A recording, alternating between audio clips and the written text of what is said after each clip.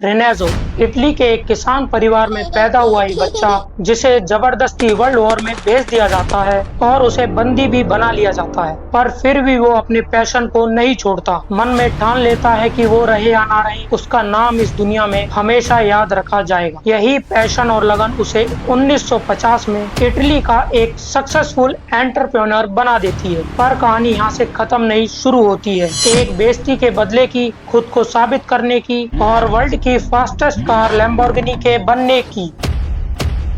28 अप्रैल 1916 Italy के एक छोटे से शहर रेनाज़ो में फ्रूशियो लैम्बोर्गिनी का जन्म एक फार्म में होता है। वो अपने 4 भाइयों में सबसे बड़े थे। उसके पिता अंगूरों से वाइन बनाने का काम किया करते थे और यही काम उनका एकमात्र कमाई का साधन था और हर एक पिता की तरह वो चाहते थे कि उनके बाद उनके बच्चे इस काम को संभाले। पर फ्रूशियो का मन तो एग्रीकल्चर से ज्यादा उसमें यूज होने वाली मशीनरीज में था। अक्सर वो अपने पिता के साथ फार्म में तो जाते, पर एग्रीकल्चर सीखने की बजाय उनका ज्यादातर ध्यान मशीनरीज में होता। अगर कोई मशीन खराब होती तो उसे वो खुद ठीक करने की कोशिश किया करते थे। धीरे धीरे यही चीज उनका पैशन बन जाती है, जिसके चलते वो मैकेनिक्स पढ़ना चाहते थे। पर उसके पिता नहीं चाहते थे कि फ्रूशियो ऐसा करे, क्योंकि ये काफी रिस्की था। एक तरफ जमा जमाया फैमिली वर्क और दूसरी तरफ उनका बिल्कुल एक नई फील्ड को चुनना। बट जैसे तैसे करके वो अपने फादर को कन्विंस कर लेते हैं, ये बोलते हुए कि वो बाकियों की तरह ऐसा इंसान नहीं बनना चाहते जिसके लिए सुबह होती है फिर शाम होती है और ऐसे ही वो अपनी पूरी जिंदगी निकाल देते हैं। मैं कुछ ऐसा करना चाहता हूँ जिससे हमारा ये नाम लैम्बोर्गिनी पूरी दुनिया में याद रखा जाए, जिसके लिए वो बलोनी शहर के बर्टली टेडिया टेक्निकल इंस्टीट्यूट में एडमिशन लेते हैं और अपनी मैकेनिक्स की पढ़ाई पूरी करते हैं। फ्रूशियो का नेचर स्टार्टिंग से ही जिद्दी किस्म का था। वो काफी डिटरमाइंड हो जाते थे उस चीज को लेके जो उन्हें चाहिए, और यही नेचर आगे चल के उसे इटली में एक अलग पहचान दिलवाने वाला था। कॉलेज से निकलने के बाद वो कैवियर रिगी नाम की कंपनी को ज्वाइन करते हैं। ये कंपनी उस टाइम पर इटालियन आर्मी के व्हीकल्स का मेंटेनेंस का काम संभालती थी। यहाँ काम करते हुए उनकी दोस्ती मेरिनो फिलिपिनी के साथ हो जाती है और कुछ साल यहाँ काम करने के बाद वो अपने होम टाउन वापस आ जाते हैं और यहाँ से जीवन की असली लड़ाई शुरू होती है।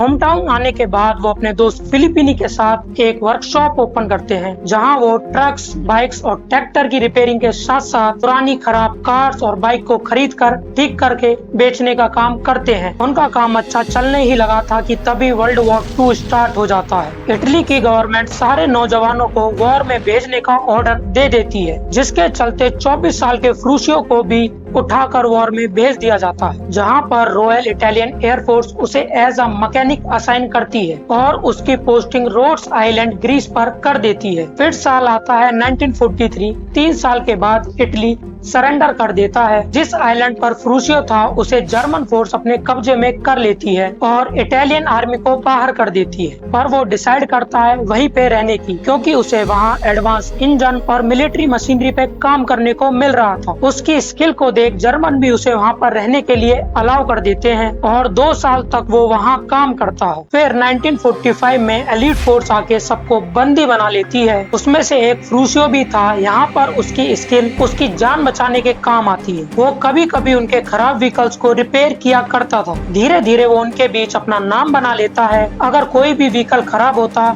तो सबसे पहले उसे बुलाया जाता था व्हीकल को ठीक करने के लिए। उसकी स्किल्स, नॉलेज और कैपेबिलिटी से इम्प्रेस होकर उसे काम पर रख लेते हैं और 1 साल तक काम करवाने के बाद वो उसे जाने देते हैं। ऐसे फ्रूशियो अपने घर वापस आता है और यहाँ से उसकी जिंदगी में एक बहुत बड़ा बदलाव आने वाला था। वापस आके फिर से वो अपनी वर्कशॉप ओपन करते हैं और उसी काम को दोबारा स्टार्ट करते हैं, क्योंकि इटली अभी अभी वॉर से निकला था तो उसकी इकोनॉमी पे वॉर का बहुत ज्यादा इफेक्ट पड़ा था। पेट्रोल के रेट हाई हो चुके थे, खाने पीने की चीज भी महंगी हो गई थी, क्योंकि एग्रीकल्चर में काम करने वाले नौजवानों को भी गवर्नमेंट ने वॉर में भेज दिया था, जिसकी वजह से एग्रीकल्चर सेक्टर भी डाउन था। कुछ ऐसा ही हाल उनके फादर का भी था। अब तेजी से काम करने के लिए उन्हें सबसे ज्यादा जरूरी एग्रीकल्चर इक्विपमेंट थे, जिसमें में सबसे ज्यादा जरूरी उनके लिए एक नया ट्रैक्टर था, पर इस टाइम पर ट्रैक्टर काफी एक्सपेंसिव हो गए थे। जहाँ पर लोगों के लिए काफी हार्ड टाइम था, वहीं पर फ्रूशियो को एक अपॉर्चुनिटी दिखती है। वो सोचते हैं क्यों ना एक ऐसा ट्रैक्टर डिजाइन करूं जो छोटा हो पर बड़े ट्रैक्टर जितना पावरफुल हो और पेट्रोल की जगह डीजल पर रन करता हो। ये आइडिया वो अपने दोस्त फिलिपिनी को बताते हैं। उसे ये सुनने में तो अच्छा लग रहा था, but in reality it seems impossible. Ferruccio से बोलते हैं कि जब तक ट्राई नहीं करते पता कैसे लगेगा कि पॉसिबल है या नहीं। और यहाँ से वो अपना सारा ध्यान ऐसा ट्रैक्टर डिजाइन करने में लगा देते हैं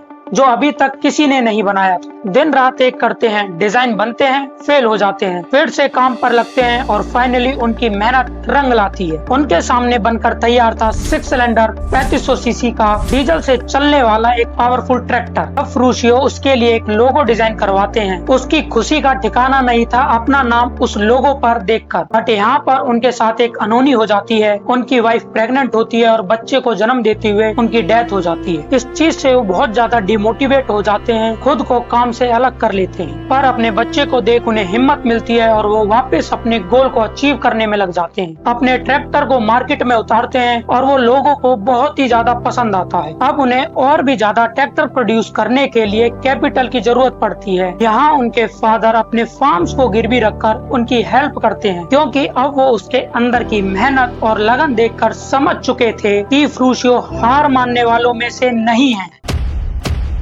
इन अर्ली 50s वो ट्रैक्टर को प्रोड्यूस करना स्टार्ट कर देते हैं और देखते ही देखते एक छोटे से गैराज से स्टार्ट हुआ सफर 400 लोगों की लैम्बोर्गिनी ट्राटोरी यानी लैम्बोर्गिनी ट्रैक्टर नाम की कंपनी तक पहुंच जाता है। 1951 में वो 200 यूनिट एक साल में प्रोड्यूस कर रहे थे। 1960 आते आते उनकी प्रोडक्शन 30 यूनिट पर डे की हो जाती है। फ्रूशियो लैम्बोर्गिनी इटली का एक जाना माना नाम बन जाता है। उनके ट्रैक्टर पूरी इटली में सप्लाई होने लगते हैं and soon he became millionaire. और पैसा आते ही फ्रूशियो अपने शौक भी पूरे करने लग जाते हैं, जिसमें से उनका एक शौक था स्पोर्ट्स कार खरीदने का। इसके चलते वो मजराटी, मर्सिडीज, अल्फा रोमियो और फरारी जैसी कार खरीदते हैं। सब कुछ अच्छा चल रहा था, वो करोड़पति भी थे, उनके पास एक नाम था जिससे लोग उसे जानते भी थे। फिर साल आता है 1962, the insult that gives birth to the world fastest car. Ferruccio को कार का शौक इतना ज्यादा था कि जैसे ही फरारी अपनी कार लॉन्च करता वो तुरंत उसे खरीद लिया करते थे। ऐसे ही फरारी जब अपनी 250 GT मॉडल लॉन्च करता है वो उसे तुरंत खरीद लेते हैं। पर फरारी की इस कार में क्लच की प्रॉब्लम आती है। वो उसे फरारी के मैकेनिक के पास भेजते हैं, वो क्लच को ठीक कर देता है और फिर कुछ दिनों बाद सेम प्रॉब्लम आती है। उन्हें बार बार क्लच ठीक करवानी पड़ती। एक दिन फ्रूशियो कार को खुद ही खोल के देखने लगते कि ये बार बार क्यों हो रहा है, और जो उन्होंने देखा वो उनके लिए काफी शॉकिंग था, क्योंकि फरारी अपनी कार में सेम क्लच के पार्ट यूज कर रहे थे जो वो अपने ट्रैक्टर में किया करते थे। वो ये सोचने लगते हैं कि जिस क्लच प्लेट को वो अपने ट्रैक्टर में ठीक करने के लिए $10 चार्ज करते हैं, फरारी उसी क्लच प्लेट को ठीक करने के लिए $10,000 चार्ज करता है। और तो और ये क्लच एक स्पोर्ट्स कार में यूज करने के लिए इम्परफेक्ट है। इस चीज को लेके वो एक दिन फरारी के ओनर एंजो फरारी के पास जाते हैं और उन्हें सब कुछ बताते हैं। उन्हें ऑफर भी देते हैं कि क्यों ना वो दोनों मिलकर वर्ल्ड की बेस्ट कार बनाए, फरारी लैम्बोर्गिनी। ये सुन के एंजो फरारी उनके ऊपर हंसने लगते हैं और बोलते हैं कि my cars are already the best car in the world. तुम एक ट्रैक्टर ड्राइवर हो, तुम्हें कार ड्राइव करनी आती भी है, go back to your farm. ये सुन फ्रूशियो अपने मन में ठान लेते हैं कि वो खुद ही कार बनाएंगे और उसे दिखाएंगे कि वर्ल्ड की बेस्ट कार कैसी होती है, जिसके लिए वो एक फरारी, एक अल्फा रोमियो और एक मजराटी के फॉर्मर एम्प्लॉय को हायर करते हैं। तीनों को अपना विजन बताते हैं कि वो एक ऐसी कार बनाना चाहते हैं जो बहुत ही तेज हो, एक रेसिंग कार की तरह, और दिखने में भी अट्रैक्टिव हो। वो ये कार 1963 में होने वाले टूरिन मोटर शो में दिखाना चाहते थे, जिसके लिए मात्र 6 महीने बचे थे। यानी उनको एक ऐसी कार बनानी थी जो कि एक रेसिंग कार जितनी तेज हो और उसके लुक्स बिल्कुल हटके हो, जो कि वर्ल्ड की पहली कार हो। उसे सिर्फ 6 महीने में बनाना था। ये देख के सब सोचने लगते हैं कि ये करना इम्पॉसिबल है, वो भी इतने कम टाइम में। पर फ्रूशियो फ्रूशियो पीछे हटने वालों में से नहीं थे।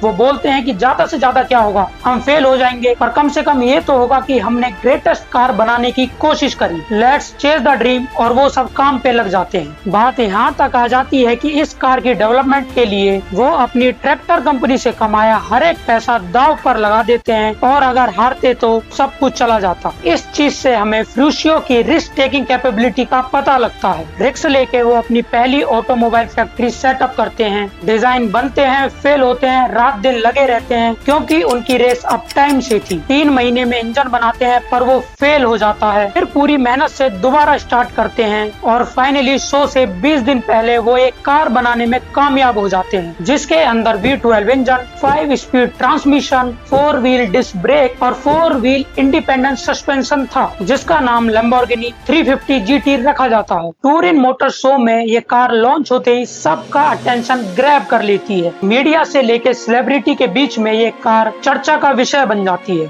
इसके लुक्स थे ही इतने शानदार। बढ़ती पॉपुलैरिटी को देखकर लैम्बोर्गिनी अपनी नेक्स्ट कार लैम्बोर्गिनी 400 GT को भी लॉन्च कर देता है, और ऐसे लैम्बोर्गिनी अपनी बेइज्जती का बदला सक्सेस से लेते हैं। Because success is the best revenge. इतना सब कुछ हासिल करने के बाद एक टाइम ऐसा आता है कि फ्रूशियो लैम्बोर्गिनी बैंकरप्ट हो जाते हैं।